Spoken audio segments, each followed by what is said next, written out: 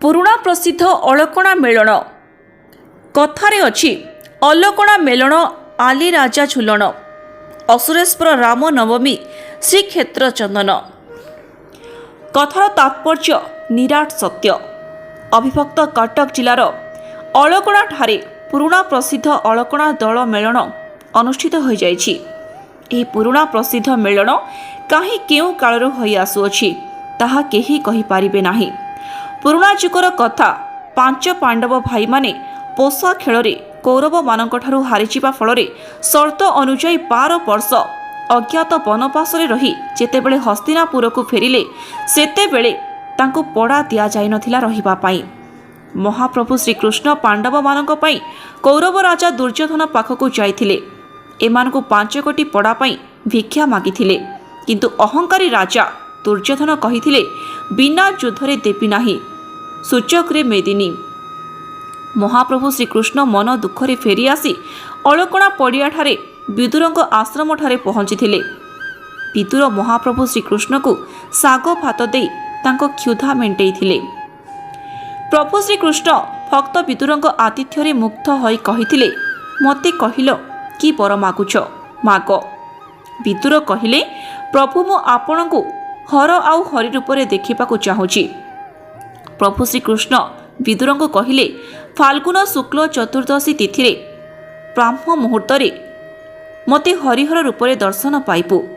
ସେହି କଥାକୁ ରକ୍ଷା କରି ପ୍ରଭୁ ଶ୍ରୀକୃଷ୍ଣ ଭଦ୍ରେଶ୍ୱର ବିମାନରେ ରାଧାକୃଷ୍ଣଙ୍କ ବିଗ୍ରହ ସହ ସଂହାରକର୍ତ୍ତା ହରଙ୍କ ଚୂଳମାଳ ସହ ଏଠାକୁ ଆସିଥାନ୍ତି। ଶ୍ରୀ ବୀରଭଦ୍ରେଶ୍ୱରଙ୍କ ପୀଠରୁ ଆସୁଥିବା ଏହି ପୁଷ୍ପକ ବିମାନରେ ରାଧାକୃଷ୍ଣଙ୍କ ବିଗ୍ରହ ସହ ହରଙ୍କୁ ଦ୍ୱାରପାଳ ରୂପେ ଜଗିବା ପାଇଁ ତମ୍ବା ନିର୍ମିତ 2ଟି ନାଗ ବିଗ୍ରହ ସ୍ଥାପନ କରାଯାଇଥାଏ। ଏହି ବିମାନ ଶହ 108 ଘଣ୍ଟୁଆ ଘଣ୍ଟ ନାଦ କରି ପ୍ରଭୁଙ୍କୁ ପାଛୋଟି ଆଣନ୍ତି ମେଲଣ ପଡ଼ିଆକୁ। ଆଧ୍ୟାତ୍ମିକର ପରିବେଶ ସୃଷ୍ଟି ହୁଏ ସମଗ୍ର ଅଞ୍ଚଳରେ। ଆଉ ଭକ୍ତ ବିଦୁର ମାଗିଥିବା ବର ଅନୁସାରେ ଶ୍ରୀକୃଷ୍ଣ ଆଜିର ଦିନରେ ବ୍ରହ୍ମ ମୁହୂର୍ତ୍ତରେ ହରିହର ରୂପେ ଦର୍ଶନ ଦିଅନ୍ତି। ଶତାଧିକ ବିମାନରେ କେବଳ ରାଧାକୃଷ୍ଣ ଆସୁଥିବା ବେଳେ କେବଳ ଗୋଟିଏ ବିମାନରେ ହର ଓ ହରି ଆସିଥାନ୍ତି। ଏହି ପରମ୍ପରା କାହିଁ କେଉଁ ପୁରୁଣା ଯୁଗରୁ ପ୍ରଚଳିତ ହୋଇ ଆସୁଅଛି। ସବୁଠାରୁ ବଡ଼ କଥା ହେଲା, ଏହି ଅଳକଣା ମେଳଣ ପଡ଼ିଆକୁ ଯେତେ ବିମାନ ଆସିଥାନ୍ତି, କାହାରିକୁ ନିମନ୍ତ୍ରଣ କରାଯାଇନଥାଏ କି ବିଦା ମଧ୍ୟ ଦିଆଯାଇନଥାଏ। ଏଠି ଭକ୍ତ ଆଉ ଭଗବାନ ସମସ୍ତେ ଏକକାର। ନିରଞ୍ଜନ ପଣ୍ଡା ଏ ତ ହେଉଛି ବିଦୁର ଫଗୁଦଶୀ ମାନେ ମୁହୂର୍ତ୍ତରେ କୃଷ୍ଣଙ୍କୁ ସେ ବର ମାଗିଥିଲେ ଯେ ଆମ ଘରେ ଶାଗ ପଖାଳ ଖାଇବା ପାଇଁ। ସେଇ ମାନେ ମେଲଣଟି ଆଜି ଫଗୁଦଶୀ ଚତୁର୍ଦ୍ଦଶୀରେ ସେ ମେଲଣଟି ହେଉଛି। ଆଉ ହରିହର ମିଳନ ଏଠି ହେଉଛି, ଶାଗ ଭାତ ହେଉଛି, ଆଉ ହରିହର ମିଳନ ହେଉଛି ଆଉ ବିଦୁରଙ୍କ ପାଖରେ ଆଉ। ମୋ ନାଁ ହେଉଛି ନିର୍ମଳ କୁମାର ପ୍ରଧାନ। ଆମ ଘର ଡେରାବିଶ, ଏଇ ପାଖ ଡେରାବିଶ ଗୋବିନ୍ଦପୁର।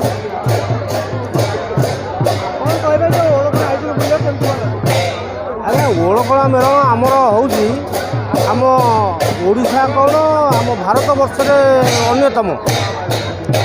ଯେ କି ଆମେ ତ ଆମର ପୂର୍ବପୁରୁଷମାନେ କହି ଆସନ୍ତି ଯେ କି ଓଳକଣା ମେଳଣ ବିରଳ, କିନ୍ତୁ ଆମେ ଛୋଟବେଳୁ ଦେଖିଛୁ ଯେ କି ପ୍ରତିବର୍ଷ ଆସୁ ଯେ କି ଏ ମେଲଣ ଆମ ଓଡ଼ିଶାର ଗୋଟେ ଅନ୍ୟତମ ମେଲଣ। ଏଠି ବିଦୁର ଗାଦି ଆଉ ଜଗନ୍ନାଥଙ୍କ ମନ୍ଦିର ଅଛି। ଏଠୁ ଆସନ୍ତି ବହୁତ ବିମାନ ଆସନ୍ତି। ଆପଣ ଦେଖିଲେ ହୃଦୟଙ୍ଗମ କରିବେ, ନିଜେ ଅନୁଭବ କରିବେ ଯେ କି ଆପଣ ଜାଣିପାରିବେ ମେଲଣର ଇଏ କ'ଣ। କିନ୍ତୁ ମେଲଣ ଦେଖିଲେ ଆପଣ ଜାଣିପାରିବେ ଯେ କି ଆର ମାହାତ୍ମ୍ୟ କ'ଣ। ଏହି ଅଳକଣା ପଡ଼ିଆକୁ ପୂର୍ବ ଦିଗରୁ ଅଳି ରାଜାଘର ବିମାନଙ୍କ ସହ ମା ଲକ୍ଷ୍ମୀ ଠାକୁରାଣୀଙ୍କ ବିମାନ ପ୍ରବେଶ କଲାପରେ ଅନ୍ୟ ବିମାନ ପ୍ରବେଶ କରିଥାନ୍ତି। ପଶ୍ଚିମ ଦିଗରୁ ଲଳିତଗିରି ବିମାନ ପ୍ରବେଶ କଲାପରେ ଅନ୍ୟ ବିମାନ ପ୍ରବେଶ କରନ୍ତି। ସେହିପରି ଉତ୍ତର ଦିଗରୁ ଅଳାଶୁଣୀ ବିମାନ ସହ ମିଶ୍ରଘର ବିମାନ ପଡ଼ିଆକୁ ପ୍ରବେଶ କଲାପରେ ଶେଷରେ ଅନ୍ୟ ବିମାନ ପ୍ରବେଶ କରିଥାନ୍ତି। ସେହିପରି ଦକ୍ଷିଣ ଦିଗରୁ ମଣ୍ଡୁଆ ବିମାନ ପ୍ରବେଶ କଲାପରେ ଅନ୍ୟ ବିମାନ ସବୁ ପ୍ରବେଶ କରିଥାନ୍ତି। ସମସ୍ତ ବିମାନ ପଡ଼ିଆରେ ଥିବା ହର ଆଉ ହରିଙ୍କ ଦ୍ୱାର ଦେଇ ପ୍ରବେଶ କରନ୍ତି। समस्त विमान को पारंपरिक पटुआरे पड़िया को प्रवेश करती यथा घंट घंटा कीर्तन सेंढ नाच डिबी झाड़ और मशाल बत्ती सह अताश बाजी सह जेतेबेले पड़िया प्रवेश होता है सेतेबेले आध्यात्मिक भाव बेकर परिवेश सृष्टि होता है। शेष में वीरभद्रेश्वर विमान आसिला परे विदुर निकट में आलती एका सांगरे हेला परे मेलन कार्य समापन होता है। ओडिशार कोण अनुकोणरू लक्षाधिक भक्तों समागम होता है हरिहर दर्शन निमंते। विश्वास अछि एही अलकणा मेलन को जे थरुटिए आसे ताहार मनस्कामना पूरण हेबा सह भक्त और भगवान को सह मिलन घटी थाए बोली विश्वास अछि। सुरक्षा निमंते महांगा और डेराबेस पुलिस समेत अलकणा मेलन कमिटी पक्षर सुरक्षा व्यवस्था को कड़ाकड़ी करा जाय थाए। एही अवसर में बहु उठा दोकानी माने निजर व्यवसाय प्रतिष्ठान करिथांती। निहारिका साहू मेलन 20 वर्ष आम आसुचु मेलन देखापी प्लस 2 वर्ष है कोरोना लगी पार नाला ए वर्ष भल बहुत भलरे हो लोक मैंने भी अधिक आसुँच देखापी। देवेंद्र साहू अध्यक्ष ओलकणा मेलन प्रचार कमिटी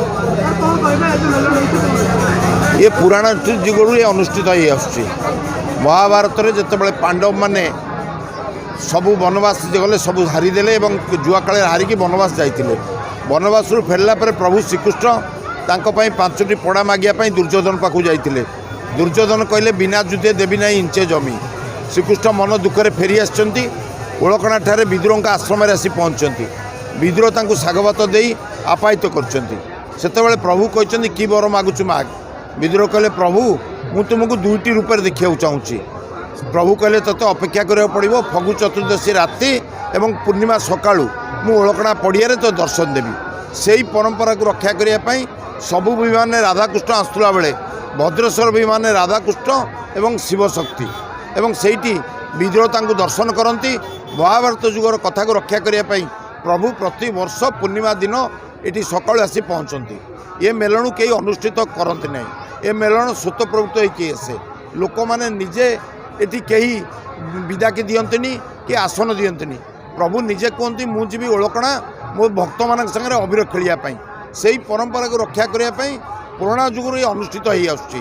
बर्तमान ब्राह्म्य मुहूर्त हो गला बर्तमान भद्रेश्वर विमान आसिले विद्रोह पाखे आलती हम। महांगारू जस्ना राणी सिंह को रिपोर्ट बी न्यूज ओडिशा।